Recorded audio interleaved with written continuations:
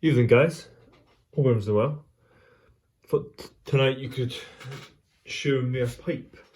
Just sat down in the workshop, got some work to do, finish up a few pipes. I thought I'd sit back and enjoy a bowl.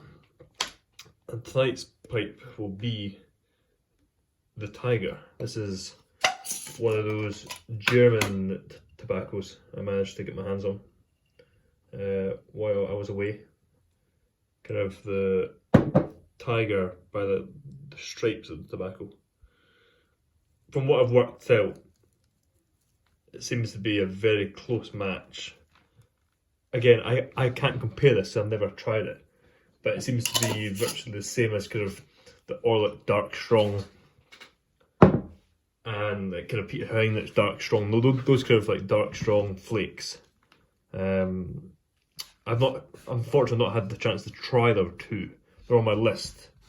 I know Orlik is no longer in production, but I would quite like to get my hands on a tin of that. And the next time Peter Heinrich's Dark Strong becomes available, I plan on buying a tin of that to try.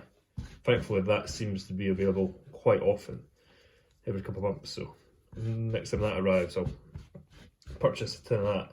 Because I'm hoping to do a kind of a side by side of all three. Comparing them, because from what I've seen online, visually the tobacco looks the exact same, and it's one of those things where I suppose each will have their subtle differences, but I find it's quite a rare blend, this, in the sense that there's not a lot of manufacturers that do that kind of classic cut, that classic kind of small square cut Dark Strong flakes. I must say, I'm not a massive fan of Dark Strong Kentucky in a lot of blends, but prior to finding this, but since I found this blend, it's fantastic. Really, really enjoy it. So I will get this lit and get smoking it, because like I said, it's really savoury, but got a nice sweetness to it too. Really, really fantastic blend. Well, I don't have a lot of it left, so I try not to smoke it too often.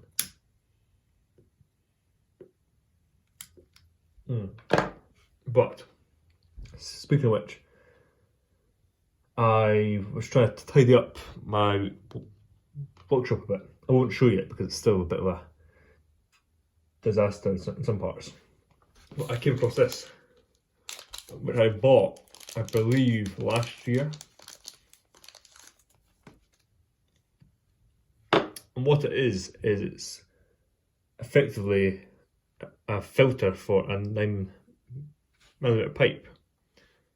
I believe this goes in, let me demonstrate this. So you have a normal filter, see it's the maximum size.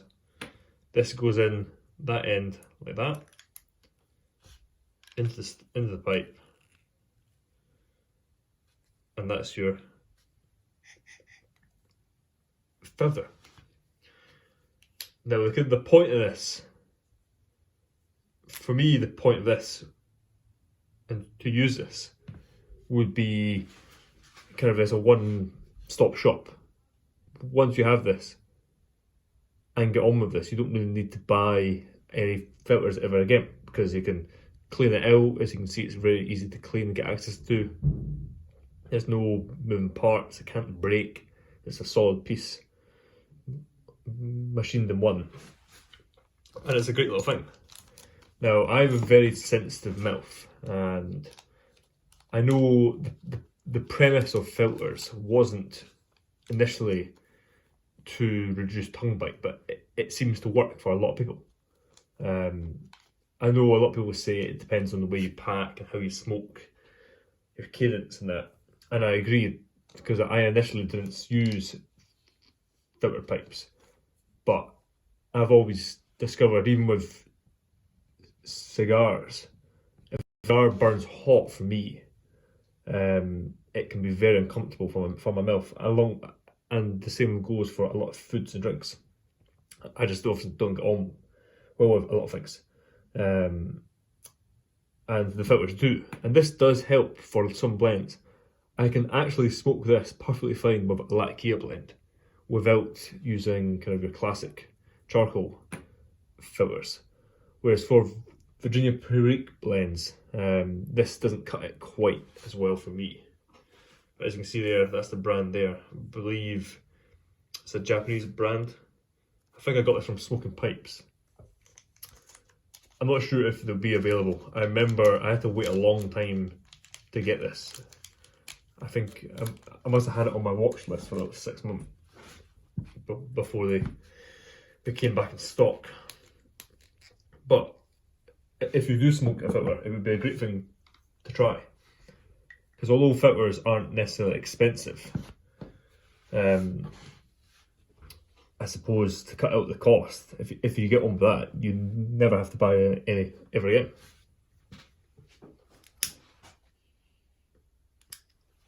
And I suppose it cuts down on waste too.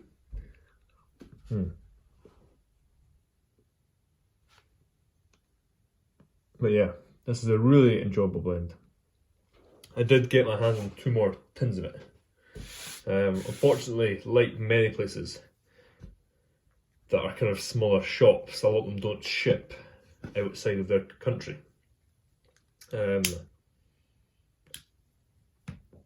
I believe they do ship to some countries, but not a lot. I don't think, for example, they ship internationally. Kind of outside of Europe. But they are a fantastic blend and affordable tobacco because it comes from Germany. But hopefully you'll see tomorrow, because I've got it on my to-do list. Well, I suppose it depends what day this goes out. But I've got my magazines set aside because I've been meaning to film an update on them for about 6 months. Just haven't got around to it. Partly because they aren't in the workshop where I film everything. And I've got quite a few now. So it's not easy to bring them down in here. But I will try my best and hopefully put that out for you over the weekend. Pipe making's going really well though. Really well. Actually waiting on a new batch of briar. Will hopefully come in the next few days. Because I like to kind of get my briar and have it sat for a good few months before I touch any of it. So it has good time to kind of settle and adjust to my climate. But we're starting to get cold, and I don't really want it kind of in the postal system in the warehouse. It's kind of freezing cold, so I'd like for it to arrive as soon as possible. But it's been about 2 weeks now, so I wonder when it will arrive. But it's definitely something that a lot of pipe makers have to think about in advance, and it's definitely an advanced cost that you bear.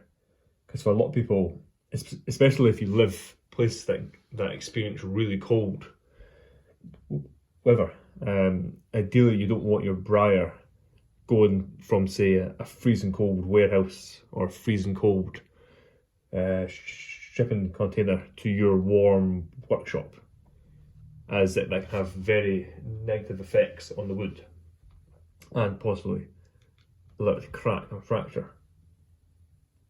So you kind of, assuming the briar, once I get it in, is quite cold, I will probably keep it on the other side of this workshop where it's cold but not too cold, and then slowly bring it in here so it kind of slowly adjusts to temperature instead of bringing it instantly in here where it's not warm but it's not cold. But yeah,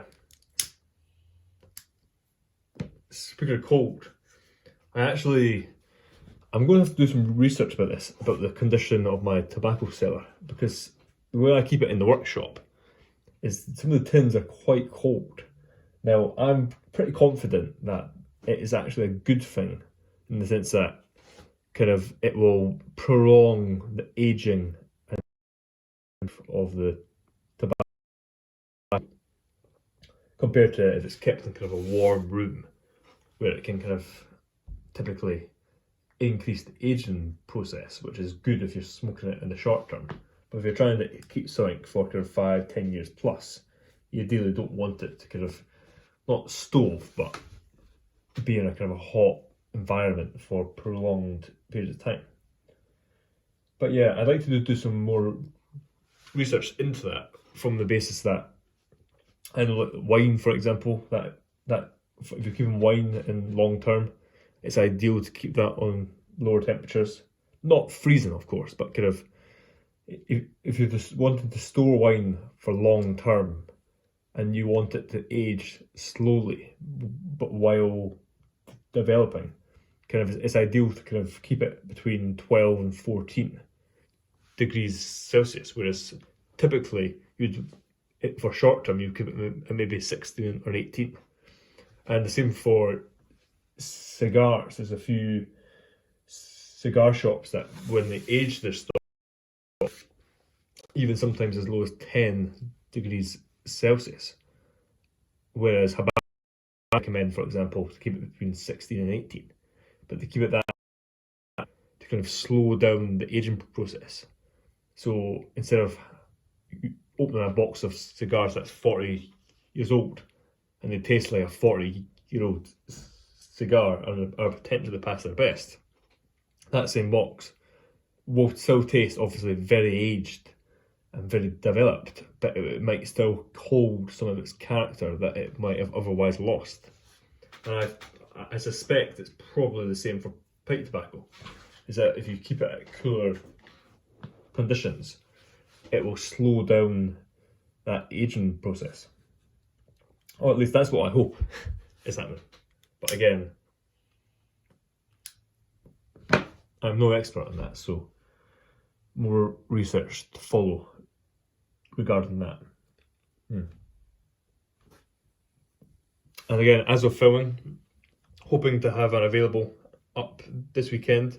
The pipe is virtually done. It's a nice kind of slight bent apple, which I've not made for a while. I've got a nice colour combination. I wouldn't say it's Christmassy, as I know a lot of people are starting to make their Christmas pipes. Of course, I made mine the other week. But this one, because it's got a kind of it's black and red theme, I suppose you could class it as a potential Christmas theme.